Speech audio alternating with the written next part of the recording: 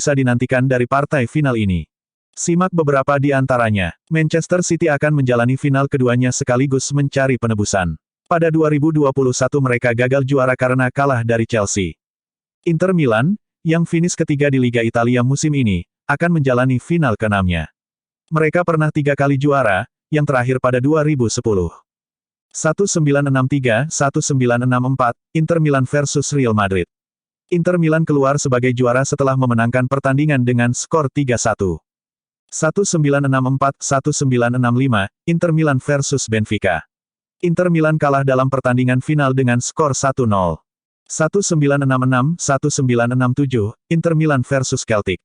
Inter Milan kembali kalah dalam pertandingan final dengan skor 2-1. 1971-1972, Inter Milan versus Ajax. Inter Milan kalah lagi dalam pertandingan final dengan skor 2-0.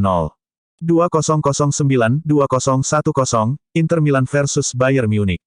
Inter Milan keluar sebagai juara setelah memenangkan pertandingan dengan skor 2-0.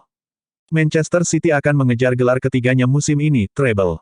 Mereka sebelumnya sudah menjuarai Liga Inggris dan Piala FA. Manchester City dan Inter Milan sebelumnya tidak pernah bertemu dalam berbagai kompetisi resmi.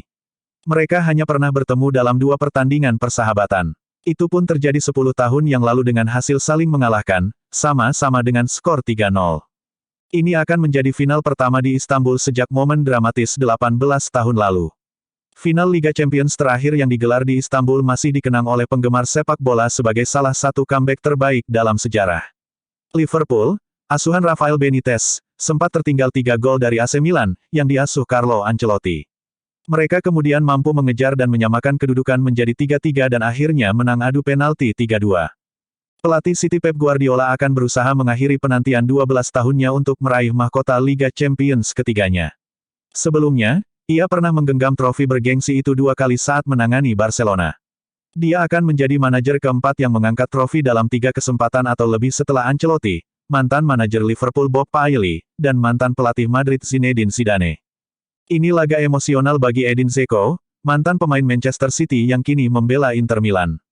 Ia pernah mencetak 72 gol dalam 189 penampilan untuk City antara tahun 2011 sampai tahun 2016. Jika berhasil mencetak gol ke gawang City, striker Bosnia dan Herzegovina itu akan mencatatkan diri sebagai pencetak gol tertua dalam sejarah final Liga Champions, yakni 37 tahun.